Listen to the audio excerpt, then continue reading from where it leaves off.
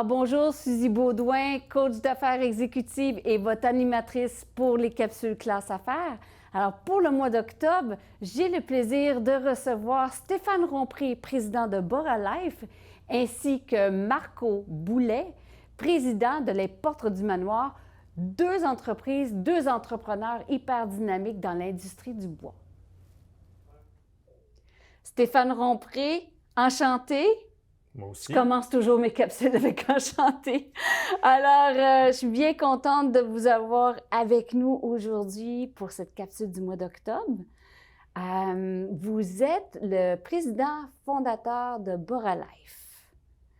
J'aimerais beaucoup que vous nous expliquiez qu'est-ce qu'est Bora Life, qu'est-ce que vous faites. Je veux dire, vous êtes ingénieur au point de départ, vous êtes la tête pensante, vous êtes un peu tout pour cette entreprise. Parlez-nous de Bora Life, de votre bébé. Oui, vous êtes bien parti pour en parler vous-même. Ouais, Merci. c'est ça. Merci. Moi aussi, je suis enchanté. Bora Life, c'est une start-up, comme on dit. C'est une entreprise naissante en démarrage qui est, en plus, c'est une start-up technologique parce que c'est issu carrément de travaux de recherche et développement. Et moi, ça a toujours été un peu mon dada, le R&D, durant ma carrière, du moins même avant. Et c'est une entreprise, donc, dans le domaine du traitement de bois, du bois de construction, qui peut être traité avec notre procédé pour être résistant aux insectes et aux moisissures et aussi être ignifugé, c'est-à-dire résistant au feu jusqu'à un certain point. Tout ça étant bien sûr défini par des normes et des codes de bâtiment. Alors, nous produisons du bois qui se qualifie comme ignifugé et résistant aux insectes. Et c'est pour le marché américain surtout, parce que c'est là qu'il y a de la demande pour le bois ignifugé. Et puis, d'ailleurs, là-bas, le code l'exige dans certains types de bâtiments. Carrément. Ouais, on n'est pas ici encore. On n'est pas là-dedans. Non, c'est une autre philosophie ici. C'est pas nécessairement, on ne peut pas mettre ça comme une différence qualitative. C'est qu'au Canada, il y a d'autres approches. Mais aux États-Unis, il se trouve que les entrepreneurs doivent absolument utiliser du bois ignifugé dans certaines constructions, dans certains types de bâtiments. OK. Et ici au Canada, on a beaucoup de bois. On en exporte énormément aux États-Unis aussi. Mais on n'était pas beaucoup là-dedans, dans le bois ignifugé. D'une part, ça existe déjà sur le marché du bois ignifugé. Mais nous, on le fait différemment. C'est de là l'innovation technologique, comme je disais, c'est qu'on a développé un procédé différent pour créer ou produire du bois ignifugé équivalent aux produits faits par la compétition et qui est accrédité sur le marché des États-Unis. Wow. C'est ça en gros. Mais aussi, il y a aussi le volet, comme je disais, de bois résistant aux insectes, qui est un marché moins réglementé, mais qui est très porteur aussi, étant donné le réchauffement climatique. Et puis ici, on est moins familier avec ça, mais dans le sud... aux États-Unis, ouais, hein? Dans le sud, tous les pays du sud, d'ailleurs, plusieurs pays ne construisent pas en bois à cause des insectes. À cause de ça, oui. Ouais. Il y a des infestations. Il y en avait il y a quelques années aux États-Unis. On en parlait beaucoup, là, justement. Ouais.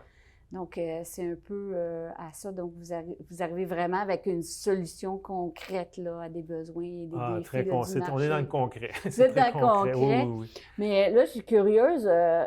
Oui, vous êtes ingénieur de profession, créateur, il n'y a aucun doute. Qu'est-ce qui vous a amené là? Qu'est-ce qui vous a amené à travailler, à penser à ça? Amener ça sur le marché? Il y a une part de hasard, mais au fond, j'ai toujours été un peu dans le développement. Ouais. Durant ma carrière, en tout cas, d'ingénieur en mécanique, j'ai toujours travaillé en innovation, en recherche et développement. Puis même avant ça, lorsque j'étais jeune, j'étais très, très bricoleur et très tourné vers l'invention, le bricolage avec des Legos, des trucs comme ça. Oui, les Legos, oui. Puis je savais déjà d'ailleurs, quand j'étais petit, que je voulais devenir ingénieur quand je serais grand. Mais je le suis devenu, mais je ne pensais jamais faire ce que je fais actuellement. J'ai fait toutes sortes de choses. Puis là, c'est la partie hasard d'une carrière. Oui. Avec les aléas là, de ça, à un moment donné, j'ai rencontré quelqu'un qui m'a initié au sujet du bois traité, du type qu'on veut faire, nous. Et je me suis intéressé à ça par curiosité. Ça a parti tout doucement, parce que je faisais autre chose. Je ne gagnais pas ma vie avec ça. Puis, je me suis mis à avoir des résultats intéressants. Puis là, j'en ai parlé autour de moi. Je n'ai pas fait ça tout seul, hein. J'ai toujours été très bien entouré dans le projet, d'essayer de trouver les meilleurs experts. Parce que quand on parle de bois traité, on parle de chimie, puis de molécules. Puis comme les gens ne voient pas ça. Comme ingénieur en mécanique, on n'est pas tout à fait là-dedans. Mais je me suis entouré de chimistes, puis de personnes compétentes tout le long. Pour le commun des mortels, le bois, c'est le bois, mais on ne pense pas à tout ce qui est derrière, la science qu'il y a derrière. Hein? Ah, oui, il y a des scientifiques du bois, ça existe. Ah oui? Oui. Ah oui, OK, carrément. Oui, pour qui s'y connaissent. C'était pas mon cas, mais je n'ai appris beaucoup en faisant ce projet-là. J'imagine. Ouais. En parlant d'apprendre beaucoup, ça fait 7 ans, c'est ça que vous avez, Boraleif? Oui, Boraleif, on peut dire ça. Ça dépend d'où on commence. Parce qu'au départ, il n'y avait même pas de compagnie. Je faisais ça dans mes Mais que temps vous avez libres. parti de projet, là, si on compte toutes les années. À un moment donné, on a décidé de faire ça un peu plus systématiquement. Alors, j'ai créé une entreprise. C'était pour des fins de financement au départ, là, pour pouvoir séparer ça de mes autres activités. Oui. Puis, mais on n'avait pas de résultats déjà. On faisait du développement pour essayer de trouver quelque chose. Par contre, on voyait que si on réussissait à trouver un moyen plus simple de traiter le bois, plus écologique aussi, mais surtout plus simple, plus efficace, plus économique, qu'on aurait quelque chose. Mais on ne savait pas comment faire. Mais finalement, on l'a trouvé. Le potentiel était là, mais... Le potentiel, on le voyait, C'est ça, mais il y avait plusieurs défis. Moi, je le voyais, en tout cas. Moi, je le voyais dès le départ. Puis je voyais l'énorme marché du bois. Puis, en plus, le bois, c'est un domaine en expansion. La demande augmente. La construction en bois, le vent dans les voiles, ça augmente parce que c'est un matériau vert, c'est un matériau renouvelable. C'est un matériau qui séquestre le carbone en autant qu'on plante des arbres pour remplacer ceux qu'on coupe.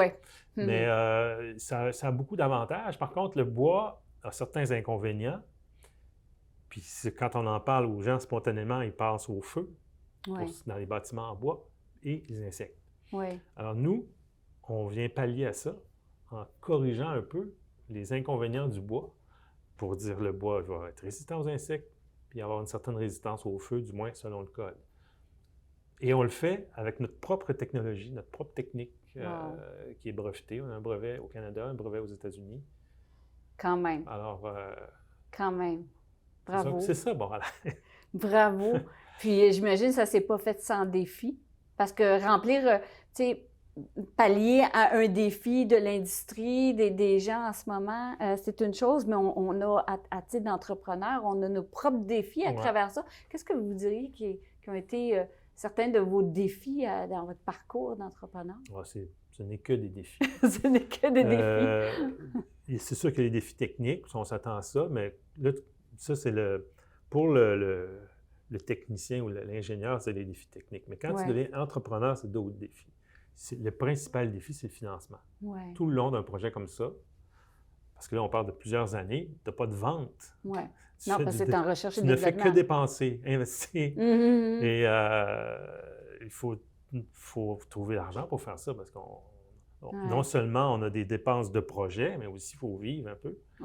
Pendant un bon bout de temps, je travaillais sur d'autres choses pour gagner ma vie, mais à un certain moment donné... Comme beaucoup d'entrepreneurs. Hein? À un certain moment donné, il a fallu que je décide parce que ça me demandait une grande implication. Un focus. Et là, j'ai sauté là-dedans.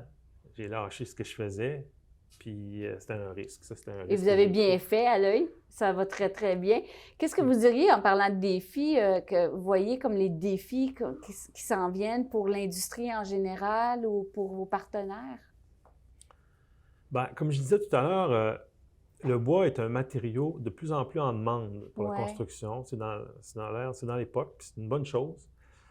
Ça vient déloger d'autres matériaux comme l'acier et le béton, qui sont beaucoup moins verts. Mais ça prend beaucoup de ressources faire ça. Alors, il ne faut pas non plus raser les forêts.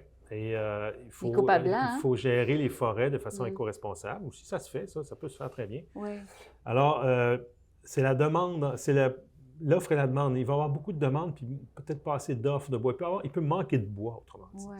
Alors, puis surtout dans des pays comme ici, le bois pousse moins vite. qu'au sud. Donc, OK, oui, oui. ici, nous autres, pour faire un arbre, ça prend 50 ans, tandis que la même chose, on peut l'obtenir en moins de 10 ans au sud, avec d'autres essences de bois. Alors, je pense qu'il va y avoir des déplacements vers d'autres essences que les essences traditionnelles pour des essences à croissance plus rapide dans le sud, en autant là aussi qu'il y a une bonne gestion des forêts.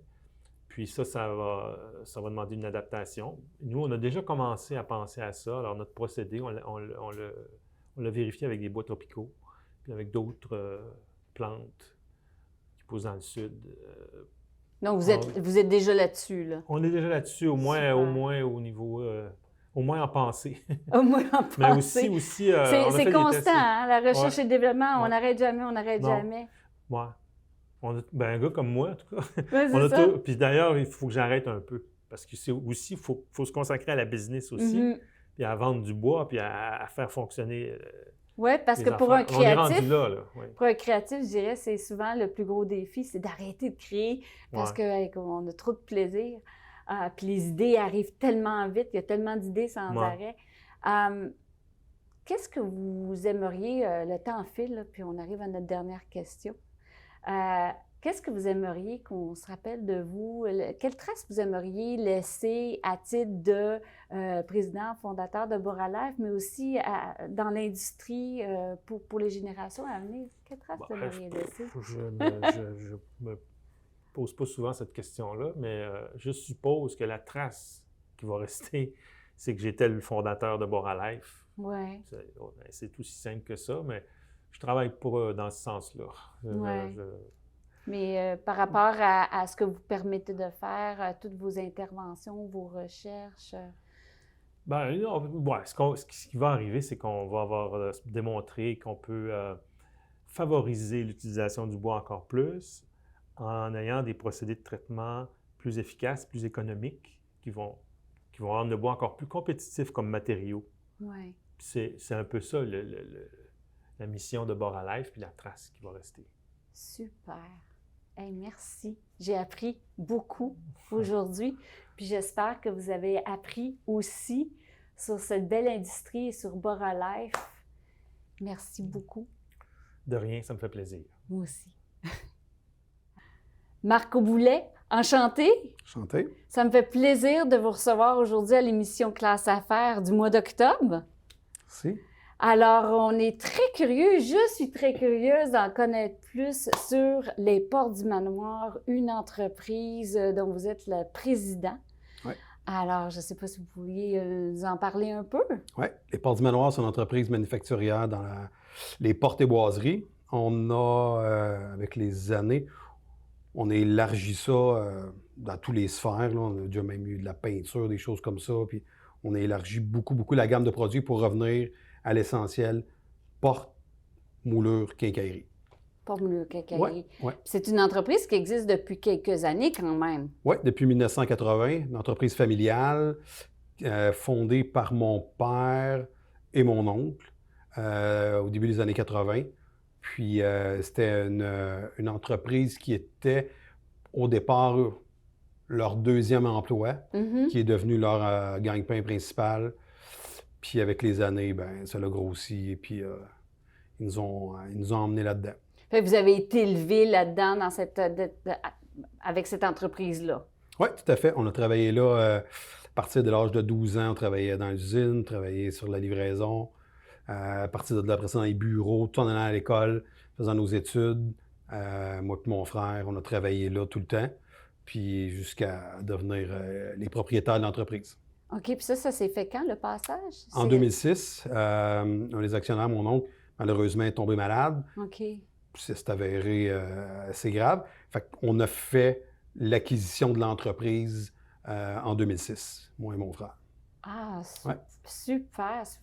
Puis quand on acquiert une entreprise comme ça, moi je sais que j'accompagne plusieurs dirigeants justement qui des preneurs, des repreneurs, là, qui reprennent l'entreprise familiale. On veut changer souvent beaucoup de choses. Qu'est-ce qui était votre vœu? Qu'est-ce que vous vouliez concrétiser en reprenant l'entreprise avec votre frère? Au départ, on a voulu défoncer à peu près tous les murs qui existaient. J'imagine. Ouais. On a eu la chance que mon oncle était décédé, mon père était là, il nous a laissé carte blanche pour travailler. Il nous a laissé aller. Fait qu'on on a ouvert un bureau à Saint-Sauveur, dans les Laurentides. On a eu une autre usine à Drummondville. On a eu un autre bureau et cuisine à Trois-Rivières. Plusieurs vendeurs sur la route, tout ça, avec les années. Après plusieurs années de tout ça, on est revenu à l'essentiel localement. Ouais. On a gardé notre usine ici, mais on a vendu nos produits partout à travers le Québec, puis jusqu'à aller on fait de l'Ontario. Oh, wow, Ouais, OK. on fait des projets de multilogement en Ontario, on fait des projets de multilogement à Montréal, Laval, des tours à condos, 300-400 unités. Fait que Ouais. l'entreprise aujourd'hui compte combien d'employés? On est une vingtaine. L'été, des fois, il y a un peu plus de monde, là, quand les gros Vingtaine. pics là, pour la livraison. Mais sinon, à temps plein, une vingtaine d'employés. Quand On a même. déjà été une quarantaine, là, éparpillés un peu partout dans toutes nos autres divisions. Mais aujourd'hui, on est vraiment ici, là, implanté ici à Sorel. Et puis, on travaille à partir de tout ici. Ouais. Ouais. Qu'est-ce que vous pensez qui sont les valeurs familiales ou vos valeurs, les valeurs qui ont transcendanté, là, qui sont passées de la génération de votre père à vous et votre frère, à vous maintenant, que vous passez aussi dans vos employés? Qu'est-ce que vous diriez qui sont les valeurs qui sont restées malgré tous ces changements, toute cette croissance? Ben, la plus grande valeur, je pense que c'est le service à la clientèle, le service point pour tous les clients. Je pense que c'est notre cheval de bataille quand on est sur un chantier. Maintenant, avec les gros chantiers de multilogement, ils ont besoin que nos gens soient disponibles à l'écoute quand il y a un problème, être capable de se revirer de bord rapidement. Je pense que c'est ce qui fait notre force. Parce qu'au niveau des prix puis des choses, on vend toute la même affaire un peu partout au Québec. Puis on ne pourra jamais gagner sur cet enjeu-là. Ouais. Mais le service, le fait de, quand il y a un problème, ben, on n'a pas besoin de virer un gros bateau de bord. On se revient, nous autres, à l'interne. On va régler la situation. Je pense que c'est ça que les gens apprécient chez nous. Puis c'est ce que nos employés, je pense, dégagent, toute notre équipe. Je pense qu'ils ont été imprégnés de ça. Puis tout le monde travaille. Quand il y a un téléphone qui sonne, puis il y a quelque chose à régler, ben, tout le monde est prêt, tout le monde est là. Puis ça se règle. Ouais, L'agilité, le exactement. cœur, la passion. Mm. C'est ce que j'entends. Parce qu'il y en a des défis quand on est entrepreneur, quand on est à la tête d'une entreprise. Oui, il y a beaucoup de défis. Il y avait, comme la pandémie il y a eu, il y a beaucoup d'incertitudes. Il y a des années que ça va super bien, on a beaucoup de travail. Il y a d'autres années que ça devient difficile. Tu cherches l'ouvrage. Avec les années, on a acquis plus d'expérience. On est moins impacté par ça parce que nos clients sont plus diversifiés. Ouais. Il y a plus de projets à long terme qu'à court terme. C'est des projets, comme j'ai expliqué encore, c'est la même chose. Les projets de multilogement, c'est cédulé 2-3 ans d'avance. Quand quelqu'un fait un 450 unités ou un 500 unités, ben c'est prévu d'avance. Fait que peu importe les changements, même il y a eu la pandémie, ça l'a ralenti à peine, ça l'a continué parce que c'est déjà des choses qui sont prévues d'avance. Fait que pour ça, ça a mis une stabilité. Nos enjeux étaient là-dessus. On avait de la misère avec la stabilité parce que le marché local ou quand c'est plus petit, ben ça fluctue beaucoup, plus rapidement. Lorsque là, en ce moment, là, puis on est en Ontario, fait que l'Ontario n'a pas le même ratio qu'au Québec les fluctuations, c'est pas pareil non plus. Fait que vous avez vraiment su vous diversifier puis d'amener l'entreprise ailleurs avec le temps. Oui, avec le temps. Puis là, on est embarqué dans des projets comme des RPA, des maisons des aînés. On est impliqué dans un paquet de projets comme ça en ce moment pour les années qui s'en viennent. Là. Fait qu'on a de l'ouvrage qui est déjà cédulé à cause de ça, les RPA. Ça nous permet de s'impliquer socialement. Là. Les maisons des aînés, ils en parlent partout. Là. Une quarantaine de maisons qui sont construites au Québec, en Ontario. On est impliqués là-dedans. On ne les a pas tous, mais on en a plusieurs que c'est nous qui allons fournir les portes et cadres, les matériaux pour ça.